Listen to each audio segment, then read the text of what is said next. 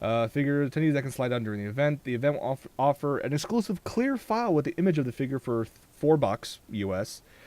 Two kinds of Ava postcards for about $2 each. A hand towel for about $6 each. And this You're is, going to need more than one hand towel. and I'm just like, hmm.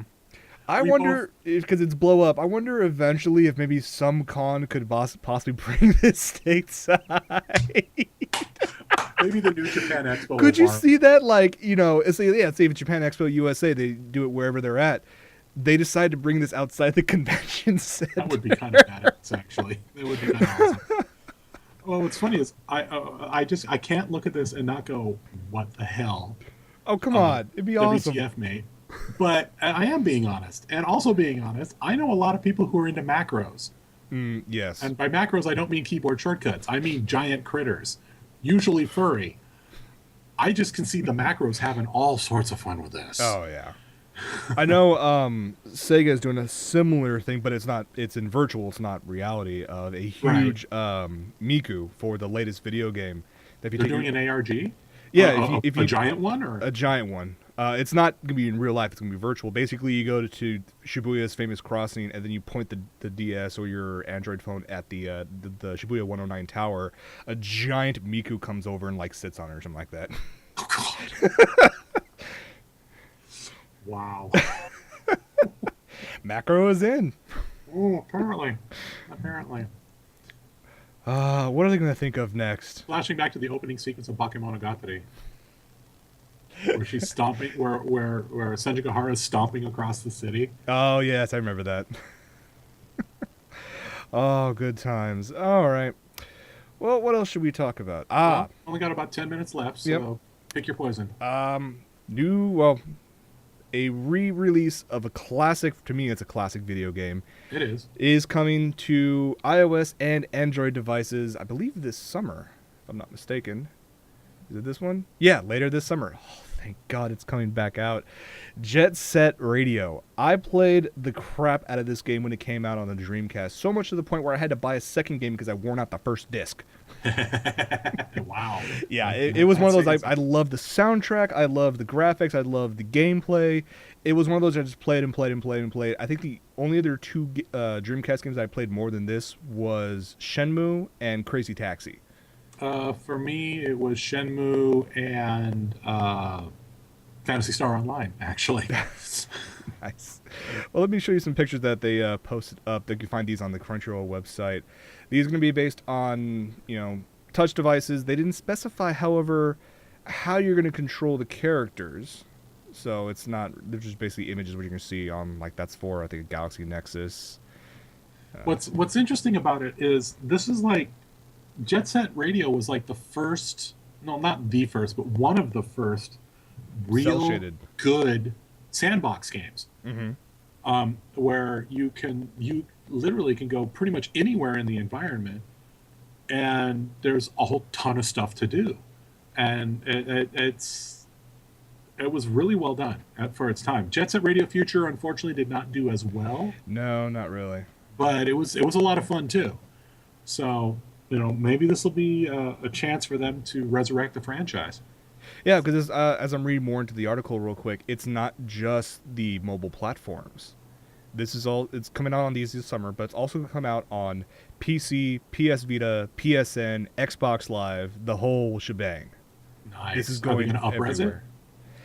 Well, the fact that it says Jet Set Radio will support Retina displays, I'm hoping, but there's no official word. Right, right.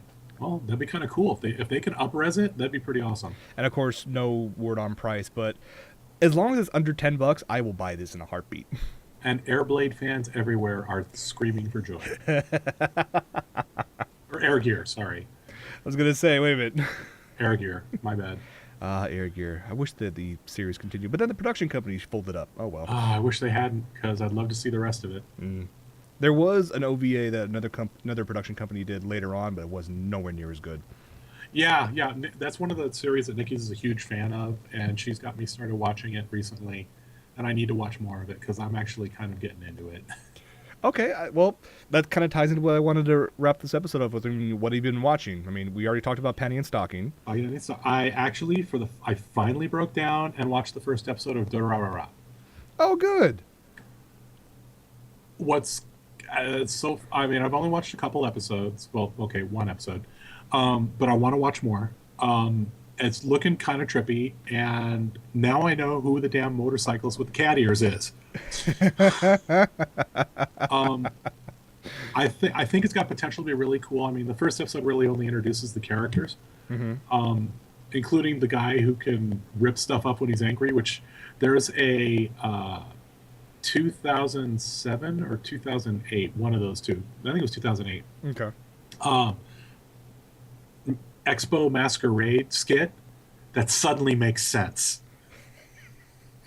Because there was a guy who came out dressed this one way, and he does this thing where he's got some guy in ninja black, operating his props for him, and he picks up the sign and throws it across a mailbox, throws it, and the ninja guy picks up. And I'm like going, what the frick anime is this from? I don't get it. I mean, okay, I get the idea that when the guy gets pissed off, he gets super strong, a la Hulk. Okay, without the shapeshift rather. But what the hell is this from? And then I watched Durarara, and I'm like, oh. I will say this: unlike other series that I have recommended to you, you went, "What the hell is wrong with you?" I believe you're Dead Man Wonderland. Yeah, well, we've already gone our battles on that. So Go on. This one, I think you actually will enjoy. So far, I'm liking it. It's so not. Far. It gets so complex in the storylines and what the characters are plotting. It really sucks you into the point where you're like, okay, another episode. Okay, another episode. Why is it 4:00 in the morning? Well, it's weird. It's about like in the opening. How most series, when you watch them, if you watch the opening sequence of an anime, all the key characters that are going to show up are usually in the opening, and it's usually 4 to 6 on average. Mm-hmm. There's like 12 or 13 in the opening for Durarara. Yeah, and each of them have their own fully. And each of them have their own subset, and yeah. I'm just like, what the hell? It's great. It is so great. I'm looking forward to seeing more of it. I really am. Nice. Anything else you're watching lately, or? Let's see. No, I've been spending a lot of time playing with Poser, actually. My 3D muse has respawned, so I've been doing a lot of good 3D stuff. and not just naked pictures. I'm liking the whole idea you have now. I mean, do you want to explain the ideas behind it? I don't know that the audience would be interested, but I've been doing some renders where I took a character and I'm basically working on a storyline with a young Sith character who's her storyline's developing. It's gonna be good. I've rendered the first thing where she actually accepts the training, and then there's a test shot I did of her when she's in the training. I'm looking forward to how it's gonna progress. Oh, it's progressing. It's getting interesting. There may or may not be ecchi parts. I haven't decided yet. But right now the backstory is going to be the hard part to fill out. That's going to be. I need to actually write this stuff and not look like a moron. So I'm sure it'll work out. Yeah, fanfic, whatever. For me, I decided to sit down over the past couple weeks when I had some free time before I moved, and really just started watching, all of the new series, because we're now in the summer series of all the new anime, and it's kind of hit and miss with a lot of them.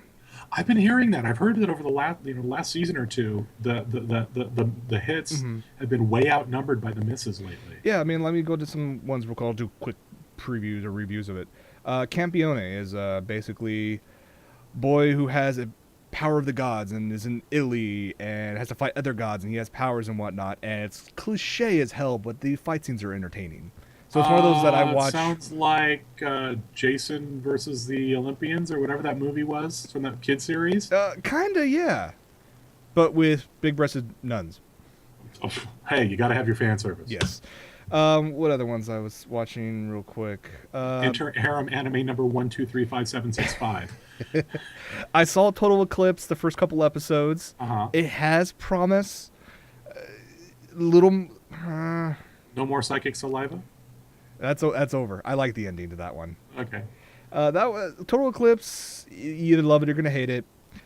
Another one, La Storia della Arcana Familia. It's another one takes place in Italy. You have a family, family mob, but each character actually has a power based on a card, and they all have to fight each other for the hand of the head of the family's daughter, who's also in it to protect her her own destiny. I'm like, Yu-Gi-Oh meets the Mafia. again, fight scenes awesome, storyline.